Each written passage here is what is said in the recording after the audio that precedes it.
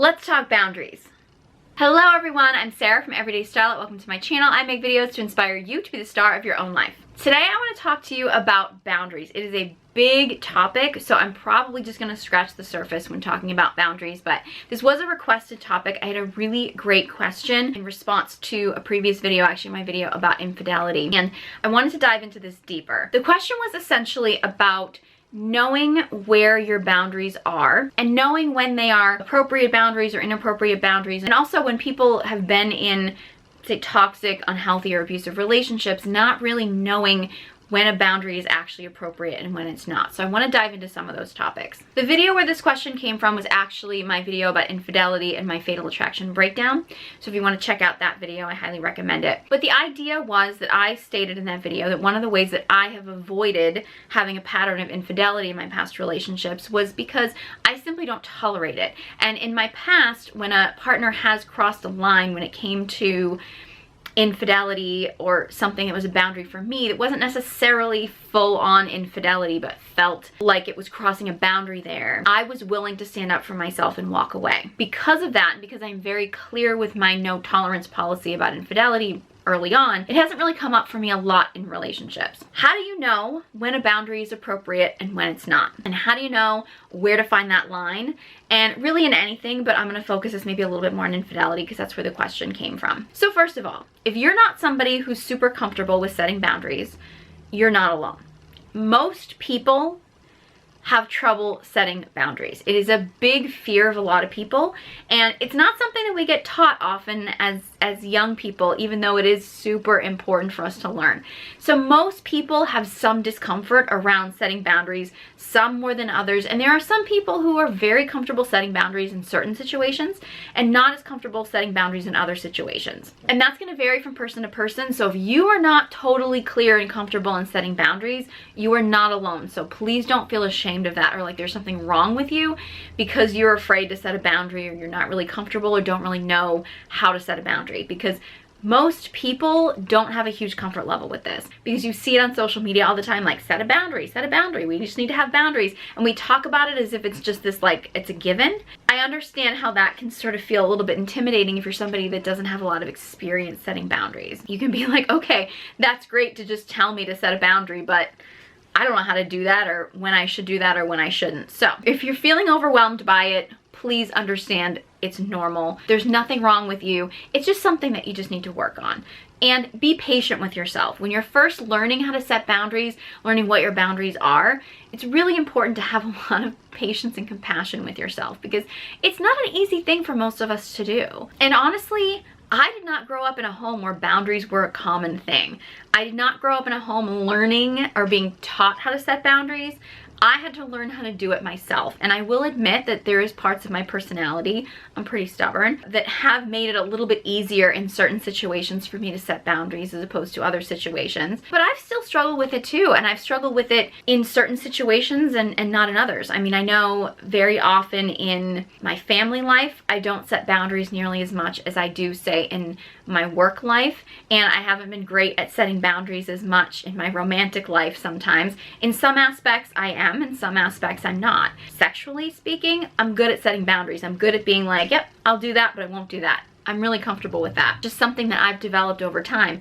Other situations, in romantic situations, I have very easily not set boundaries and been a doormat for people because I didn't know how to set boundaries in other situations that maybe were more about what I was doing for my partner or things like that. So we all have areas that we're a little bit more comfortable stepping into our power or standing up for ourselves in than others. So it's about paying attention to the times, I think, when you do feel very comfortable setting a boundary and being like, okay, how does that make me feel? Do I feel good about this? Do I feel grounded in this boundary? And noticing those times when you are very good at setting boundaries. If there are times when you are really good at setting boundaries, notice how that feels in your body. Notice how that feels, and really imagine how you can take those moments when you are very good at that and how you can transition those into times when you might not necessarily be as comfortable setting those boundaries. And yes, when you are in very toxic or traumatic or abusive relationships, especially if you're with somebody who's very abusive, and this could happen actually with any form of abuse, they may not be okay with your boundaries. They may not accept your boundaries. There may have been times in your past when setting a boundary was actually dangerous for you. And if you are in a situation like that, where when you do set a boundary and it actually is harmful to you, I would highly encourage you, and I'm not a trauma counselor, so I would highly encourage you to do whatever it is that you need to do, and please be safe about this, of course, but whatever it is that you need to do to try to remove yourself from that situation, because that's not okay. So if you are in an abusive relationship, or if you do set a boundary and it is actually dangerous or damaging to your health or your safety, please, please, please, I encourage you to take whatever steps it is that you need to take in order to get the help you need to get yourself out of that situation, because you are worthy of being able to have boundaries, and we all are. Like, everybody is allowed to have boundaries, things that we will accept and won't accept in situations. Other people don't have to accept our boundaries. They may leave, which I'm going to get into later on. However, if you find yourself setting a boundary and it actually is putting yourself at risk, please, please, please know that you are worthy of being in a situation where somebody actually respects your boundaries. And please take the steps to, in whatever safest way you can, to try to get yourself out of that situation as much as possible, because nobody should have to be in a situation like that. I wish the best for all of you, and I wish you all to be in safe, loving relationships and situations. So I want to make sure that that's very clear, because I do know there are situations where people may fear setting a boundary because they really do feel that their safety is at risk, and I want to honor that. So I don't want anybody to think that I'm just saying, oh, set a boundary, and if this person decides that they're gonna actually try to hurt you, that's okay. That's not okay. But I do understand that some of you may need to be mindful of that if you are in a situation like that. So please, please, I encourage you to try to get the help that you need. That said, if you have been in relationships that have been abusive, toxic, traumatic in your past, whether it be romantic, or it may be family situations, or it may be friendships or work, or any kind of situation where your boundaries were not respected, or you were told, and very oftentimes in psychologically abusive relationships, you're told that your boundaries are not acceptable. When you've been faced with that, it really does make you question your boundaries. I've been in that situation before, so I know exactly how that feels. And you start to feel like your boundaries are not worthy. You're being told that your boundaries are not realistic boundaries or things like that. Believe me, I've been told that plenty of times, so I understand and I sympathize with that. I encourage everyone to really, and it's really good to do this on your own, is to really tune into yourself, tune into your intuition, and actually really connect with, in a very grounded place, like not a triggered place. When you get yourself in a very grounded place and really sit with what your vision for your life is, whether it be, if we're talking about a work situation, or whether it be a romantic relationship or something like that, like, what is your vision? What is it that you truly desire in that situation overall? And then really get clear on what the feelings you want to be in that situation, how you want to be held in that situation, what your comfort level is, what you're willing to do in that situation, what you're not willing to do, what you would like your partner to do, or what you'd like your partner to not do, and really get clear on that. Once you get clear on that, it becomes much easier to determine what boundaries need to be in place in order for that type of situation or that type of environment to thrive. And now a boundary is really you teaching somebody how to love you. I've heard that saying before, and it really is true. It's really showing somebody how much you value yourself and you value your worth. And that person can either accept or deny it. They may not accept your boundary. If they can't accept your boundary, you need to make the decision as to whether or not the relationship can move forward, if that really is your boundary. Now, one aspect of boundaries is you don't need to know all your boundaries right away, immediately, right? Like, I mean, none of us sit there with a partner or with a person and say, okay, here's a list of my boundaries. I get, if you're doing BDSM, I guess that sometimes they do stuff like that. I mean, honestly, sexually, I really do think that it's a really good idea for people to sit down before they actually become intimate and actually be like, these are my yeses, these are my nos, these are my maybes. Like, I actually think we can learn a lot from the kink community in that sense. But when you're in a relationship or you're getting to know someone, especially if you're early on in your dating life or you haven't done a lot of dating, maybe you've been in a long-term relationship for a while but you haven't dated a lot or something like that, some boundaries you may not know until somebody crosses them.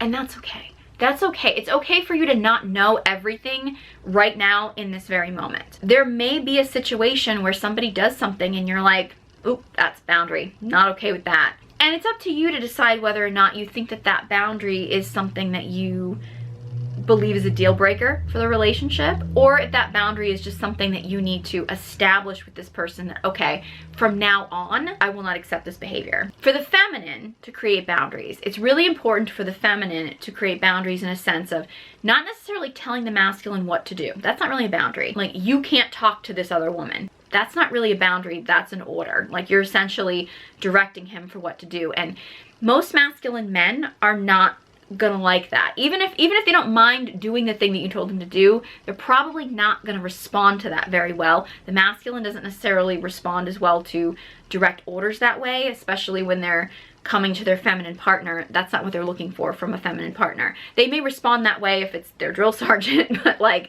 they're not necessarily gonna respond well to that in their feminine partner. However, going to your partner and saying, I can't be in a relationship with somebody who's doing this, that's a boundary. It's not an order. You're not telling them what they can or can't do. You're telling them what you will tolerate and what you won't tolerate. They have the choice as to whether or not they choose to accept or deny that boundary. And you have the same response. If a man sets a boundary with you and you don't like that boundary and it's not something that you're okay with, you don't have to do what he's telling you. You have to decide if being in a relationship with that person aligns with that boundary. And he has to believe that too. So boundaries are really not about telling the other person what they can or can't do. It's telling the other person what you will accept in the relationship and what you won't accept. So those are really important distinctions. It's not about bossing people around. It's about saying what you will tolerate and what you won't tolerate. Now, boundaries really apply in any situation, but because this original question was more about boundaries around infidelity and things like that, I'm going to dive into that a little bit more, but honestly, these can actually be used for any other type of boundary, really. Everybody's boundary with what is cheating, so to speak, and what is infidelity and what isn't infidelity, it's going to vary. You could probably get a whole room full of people together and ask them, okay, what do you think is cheating? Like, what is the line that someone would cross where it would be cheating? Or, you know, or even like if you were to ask, like, survey a bunch of people as to a whole bunch of different things that a partner could do and say, is this cheating? Is this not cheating? There are going to be some things that are probably going to be relatively universal, but there's going to be a lot of gray area. And some people don't consider certain things cheating, and some people do. There's actually a video going around by one of those, I don't know, those alpha male podcast guys, I don't remember his name. I was talking about if a woman posts sexy photos online, that's cheating. He believes that if a woman is posting these very sexy photos online and she's in a relationship, that's cheating. A lot of people got really upset with that, whatever, but I gotta be honest with you, if that's his boundary, if his boundary is, hey, if you post a sexy photo online, I think that you're cheating on me, or I think that that's cheating on or being unfaithful in our relationship, if he's upfront about that and that's his belief, that's his belief. If he is in a relationship with a woman, she can either accept or deny that. She can either be like, okay, well then I'm gonna be in a relationship, I wanna be faithful to you, so I'm not gonna post sexy photos online. Her choice. If she's like, nope, I wanna post sexy photos online, maybe those two are not meant to be in a relationship. I do think that one of the problems that comes with that, this is a little bit separate from boundaries, but it is tied to it. One of the problems is if we get into a relationship with someone knowing that they have a deal breaker that we won't accept, or knowing that they are actively doing something that is a boundary for us, and then we hope that we'll change them, that's the problem.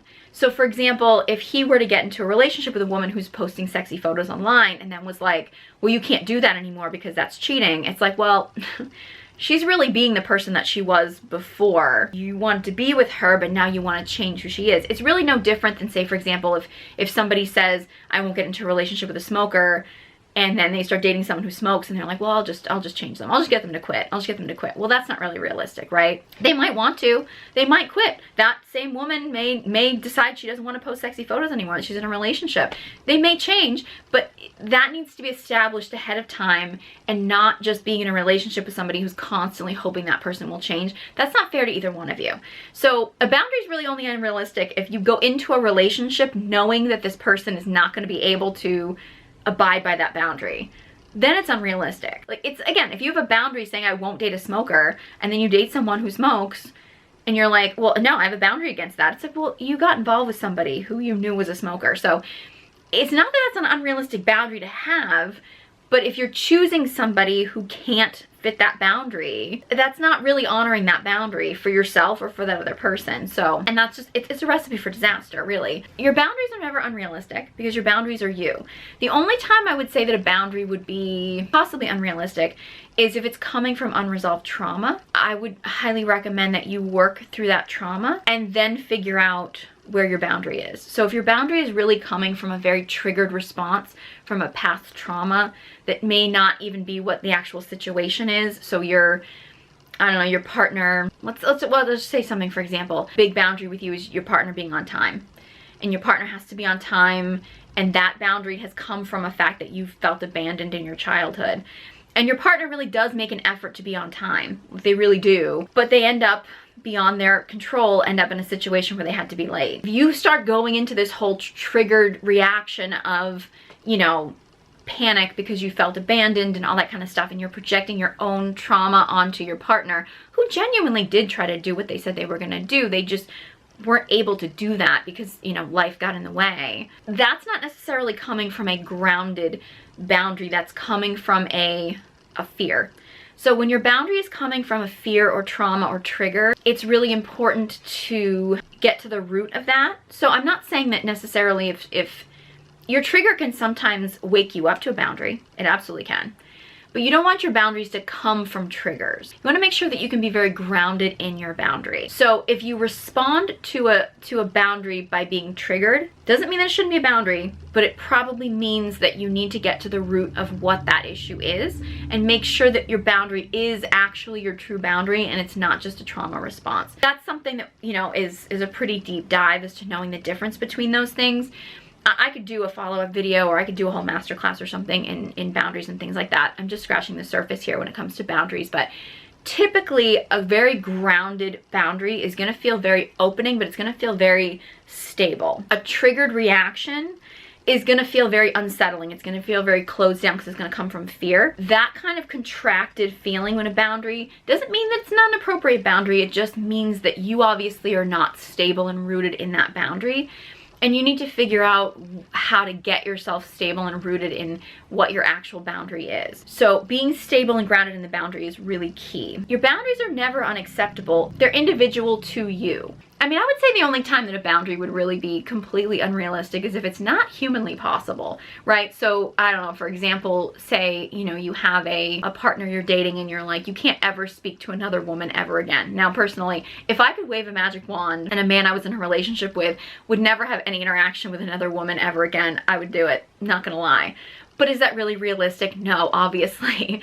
Obviously, if you were dating a man and he exists in the world, he's gonna have interactions with other women, right? That's not really a realistic boundary. However, having a boundary around what is appropriate interactions with other women and what isn't appropriate interactions with other women, that's important. As well as he should be open about what his boundaries are as far as you and your interactions with other men. So those things are important, and it's really important for both of you, both people in the relationship, to be able to talk about what your boundaries are and be open with what your boundaries are. And also that your partner is gonna have boundaries with you that you're gonna have to either accept or reject.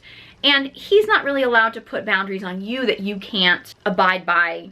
You know, I mean, I dated a man years ago who basically, like, if he knew, like, if I was in a group of people, there could be like 20 people and one of them was a man and I might not have had anything to do with this particular man in this group of people, he would get pissed off because it's like, oh, so there's another man there. And it's like, well, yeah, like, other men exist. Like, I can't avoid other men existing, but he would get really angry at me, and it's like, well, I can't just hide out and never actually be in the same room with other men. I mean, that's just not the way life goes. I mean, I wasn't like sneaking off to a hotel and making out with them. So, you know, I mean, that would probably be crossing a line. So, I mean, there's a difference, right?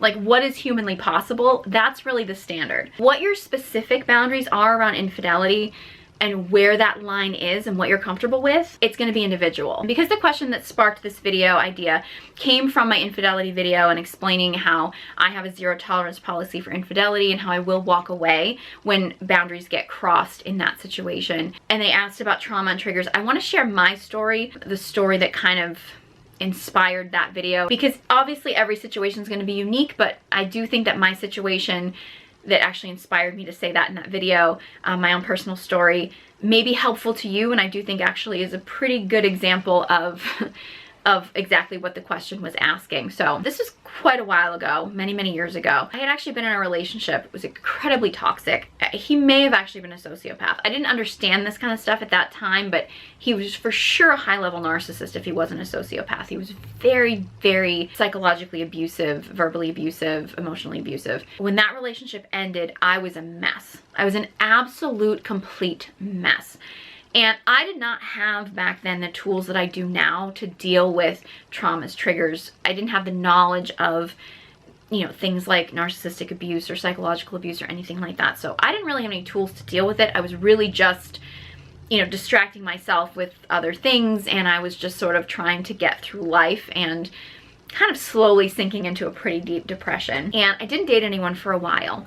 And then some time went by and I got fixed up on a date with a guy who, in hindsight, was for sure a narcissist, which is a pattern of mine that goes back to childhood. I've talked about this in other videos. Different type of narcissist though. The first guy I was talking about was actually, call it malignant narcissist, I think, in that sense where he really got a thrill out of actually hurting me and of actually tearing me down, as opposed to the second guy that I was dating who was really just so oblivious to anything that was outside of him that I don't even think he even noticed I was there half the time. Because I was in such a low place, when I got involved with him, I remember thinking while I was dating this guy that I was like, well, I really don't deserve any better than this, because I felt so low and my self-esteem was so bad.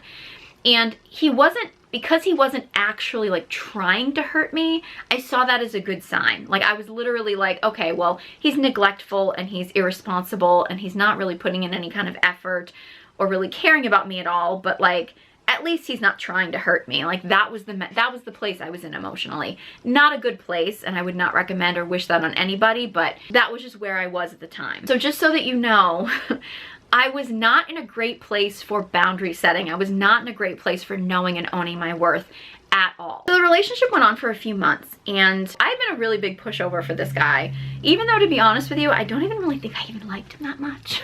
I was just kind of in this place where I was like, all right, well, at least I have a boyfriend. That's that. So this guy that I was dating was starting to get really into acting, and he was spending a lot of time doing some acting gigs in different places. He was doing a lot of extra work, things like that.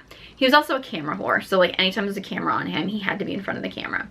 And I would notice that there would be certain people, like there was another woman that I think was really very often in the same pictures with him, but it was never like just the two of them. It was always just like her in pictures with him. She was clearly a camera whore too, so was what it was. But it was always in big groups. I didn't really think too much of it. The guy that I was dating was gonna go to an audition in New York. So he was gonna take the day to go into New York and then do the audition, and I think he was gonna come back the same day. And there was a part of me that was kind of hoping that he would ask me to go into New York with him, to go into the city. Because I kind of thought it'd be a fun thing to do, you know, like, you know, hey, spend the day. You know, but I knew he was going for work and for an audition, so he didn't ask me to go. I didn't push it. I was like, you know what? He can do his thing. Not gonna worry about it. So I kind of figured I probably wouldn't hear from him that day because I knew it was gonna be a busy day. He was gonna probably get back really late. So that night, I go on social media and I see him tagged in a photo with this other woman that was always popping up in these other pictures with him. And they were obviously at a restaurant at dinner together. I don't know who took the picture. He had his arm around her and his hand was like kind of on her back, but kind of on her butt, like on her hip kind of thing. And very cozy at dinner at a restaurant in New York. So I'm fuming. I'm like, okay, he's my boyfriend. We're in a relationship. He flips out if I even acknowledge another man, and he's at dinner with another woman with his arm around her, cozied up with his hand on her butt. So I'm fuming. What I did was nothing at that point.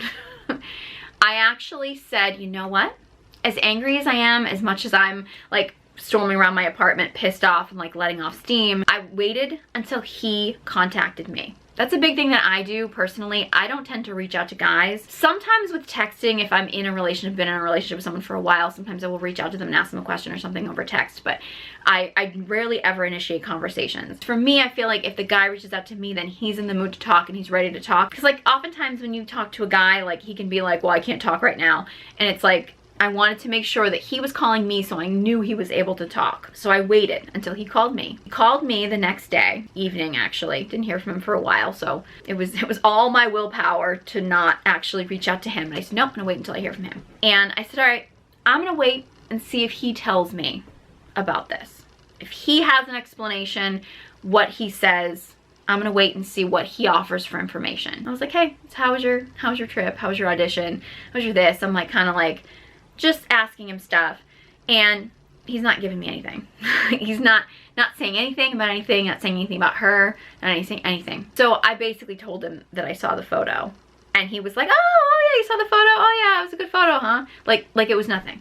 And I was like, you went out with another woman. And he was like, I didn't do anything with her. That was his response. I didn't do anything with her. He's like, I didn't sleep with her. That was his response. I said, yes, but you went out with another woman. Like, you went out with another woman to dinner. And in the course of the conversation, he kept insisting he didn't sleep with her, which I never said he slept with her. I don't know if he slept with her. I don't really care if he slept with her. In the course of the conversation, it hit me that I was like, did you go into New York with her? And he was like, yeah, we went into New York together. And I was like, you went into New York with another woman and didn't tell me? I was like, why would you go into New York with her? Basically told me that the audition he was going to was auditioning for a male part and a female part. Now, I was a stand-up comedian at the time, but I did do acting. That's actually how him and I met, was actually doing an acting gig together. So I was like, if they were auditioning for female parts, why didn't you tell me and see if I was interested in doing the part? And he went through all these excuses about, well, I didn't know if you were that into acting anymore. I didn't know that. It's like, I'm your girlfriend. You could have asked me, like you could have mentioned it. The fact that you traveled into the city, which from where we were living was like, I'd say a minimum like 4 hours there, 4 hours back, right? Depending on traffic, depending on where he was actually leaving from. But yeah, we're talking like a 4-hour plus trip there and back, and then spending the whole day together. So he spent the whole day with another woman, traveling back and forth, spending the day together, going to dinner together, cozying up at dinner. I had to find out on social media. He basically, he had no remorse. He didn't see anything wrong with it. He didn't think it was a problem. He wasn't even giving me excuses. He was literally just insisting that he didn't have sex with her. And that was supposed to ease my mind. I said, I basically ended it. I was like, we can't do it. I can't do this. I cannot do this. That was my moment of saying, I'm stepping into my power. If I was really totally crazy about this guy, if the relationship had been going well, would it have been more difficult for me to do that? Absolutely. I knew that I could not be in a relationship with a man who would do this behind my back and show no remorse for it. Have no concern for the fact that this situation would hurt me at all. So that to me was, I'm done. I walked away. I was done. We didn't go out again. I ran into him years later. He made a comment about like, I can't believe you thought I hooked up with her. And I was like, no, I never said you hooked up with her. I said you saw her behind my back. And that was the problem. He believed that as long as he didn't have sex with another woman, that it wasn't cheating, it wasn't infidelity. And to be honest, I don't actually think he slept with her. My instincts tell me he didn't. I don't know if he did or not. I don't really care, because at the end of the day, I knew that I could not be in a relationship with a man that would keep that information from me, that would take another woman into New York without me, that would go to dinner and cozy up in a photo with another woman that he'd never done with me. I knew that I could not be in a relationship with a man who did that. I was so grounded in that decision that I could not continue this relationship that way, that I walked away. Was it difficult? Yeah. Did I have to go through emotions? Yeah. That said, that for me was the sign that it was done.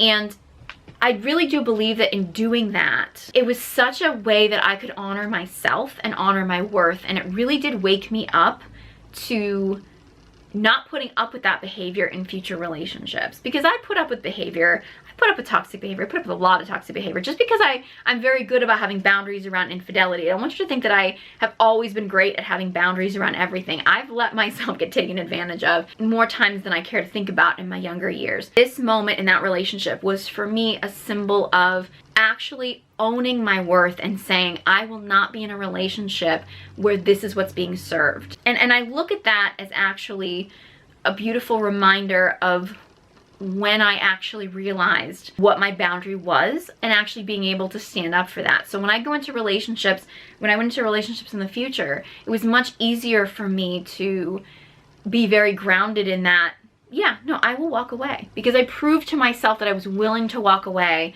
when a boundary was crossed. Not gonna lie, I was a little petty and I did message the girl. I think it was a pretty decent response, where I basically told her that, I remember in the message, I basically was like, I don't know if you knew that his name had a girlfriend, but just so you know, he doesn't anymore. So if you want him, he's all yours. Never heard from her. Don't really care. I mean, it was petty, but it was what it was. Now granted, that was the early days of social media, so things were very different back then than they are now, which is ironic because it wasn't really all that long ago, like timeline wise. There was a time for sure when I've put up with, I dated a guy years ago who was legit a porn addict, and that was like not, like long before people were talking about porn as being an addiction, and I remember thinking like, ooh, this dude is addicted. Like he's got, like it was messing with his brain. It was really obvious that it was messing with his brain. I didn't think that dating a guy who didn't watch porn was even an option. Like I just assumed that every guy did it. I didn't want a guy who was doing that, but I didn't think I could ask for a guy who didn't watch porn, because I thought it was just too common now. If you say, I won't date a man who has ever watched porn, in our current society, is that practical? Probably not, because we've all been exposed to it at some point in our lives. However, I do know a lot of guys. I know a lot of women who are with guys who don't watch porn. So if that is a boundary for you, own it.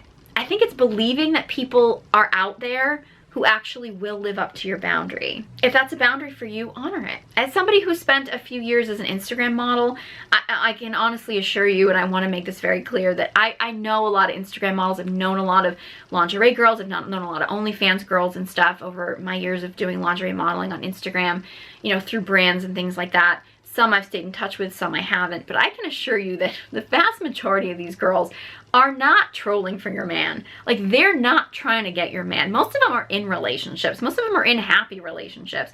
I wasn't even in a happy relationship, but I didn't want your man. Like, most of these girls, if they are making money off, say, OnlyFans or something like that, like, they see a man as a paycheck. Like, they're not looking to take your man. They're just looking to build their following and to, you know, get their bag, really. I mean, that's all that it is. However, I do know in my experience of being an Instagram model and getting guys who would send me these, you know, interesting DMs, or like all the tongue hanging out emojis and things like that, or whatever. I knew that those guys were following a whole bunch of other lingerie models or other Instagram models or OnlyFans girls or things like that. I knew that they were leaving those same comments on those other girls' pictures.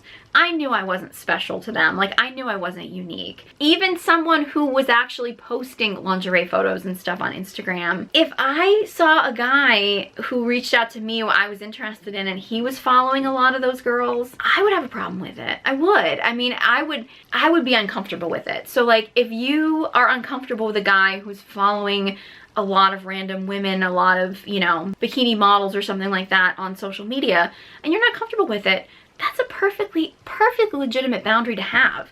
Like, completely. I mean, honestly, when I was posting lingerie content, if I could have had some kind of a filter that said that like men who are married and in relationships couldn't follow me, I would have. There's no filter for that. I don't know how to do that because I don't know everybody's situation. But I certainly didn't want men who were in relationships with other women following me and making their girlfriends feel bad about themselves because their man was paying attention to me and not them. I don't want that. I don't like it when I'm walking down the street as a single woman and I see a man in a relationship and he checks me out. Now the other woman hates me because her man checked me out. And I'm like, you know, this girl and I could have been friends. We could have been cool, but this man just literally put this division between us because he couldn't keep his eyes where they belonged. I mean, I don't like it when guys do that either. So I definitely don't like it when guys do that to me. If I'm with a guy and he starts paying attention to another woman. I can also say there's also another interesting story that I want to share. So I remember years ago I was working with this guy. We got to be friends. You know, we were just platonic, totally. He had a girlfriend. I was cool with his girlfriend. I worked with him a lot, so I knew him a little bit better, but, you know, his girlfriend and I were totally cool. I remember one night we had just done a comedy show together, and we were hanging out outside the comedy show, and him and I were just, like, chatting, and there's a bunch of people out there, whatever, all having conversations, and him and I were just, like, talking business talk, right? A lot of other bars and things out in the area and stuff like that. So there were a lot of girls walking by in their little clubbing outfits going from, like, one bar to another, and he was constantly, like, checking out every girl that went by. So I stopped him at one point and I said, dude, look, I'm not your girl. I don't care what you do. I don't care who you look at. But just so you know, it's really annoying that you're constantly checking out every woman that walks by. Like, it's hard to focus and have a conversation with you because you're constantly distracted by other things. And if I was a woman you were involved with, I would be really pissed about this. So that might be something you might want to pay attention to, right? So he decided to throw this whole like, well, my girlfriend's so much more secure than you. You know, she's not bothered when I check out other women. She doesn't care. Like, you know, she's obviously more secure in herself than you. You might want to work on yourself. I was like, okay, fine. That's fine. That's your opinion. I was not involved with this man. I really didn't care what his opinion was about me or my security, so it didn't really matter. So the night goes on, whatever. His girlfriend showed up because she had been out with some of her friends. She'd had a few drinks and whatever. I'd said hi to her, whatever. We're cool. She was hanging out in a group with her boyfriend and some of her friends, and I was hanging out in a group with some other people. All of a sudden I hear some commotion going on in the group with, you know, the girlfriend and the boyfriend and stuff like that. So I kind of wandered over to that group to see what was going on. I look over and the girlfriend is like crying hysterically. Her friends are all huddled around her, like trying to calm her down. And the boyfriend, my friend, is walking away from the situation. He walks over to me with his hands up like, oh, like he's so frustrated, right? So I'm concerned. I'm like, is she okay? Like, is everything all right? Like, what's going on? Because I didn't know what happened. Another guy in the group looks at me and says, oh, he checked out another woman and his girlfriend got pissed. So I looked right at him, right at my friend, the boyfriend, and I was like, so you checked out another woman and she flipped out and got pissed at you? And he's like, yeah. And I was like, because she's so much more secure than I am, right? There you go. And of course he didn't like that, but at the end of the day, like, it wasn't about me. I didn't care if he thought I was secure or not, but I was right. I kind of wanted credit for being right.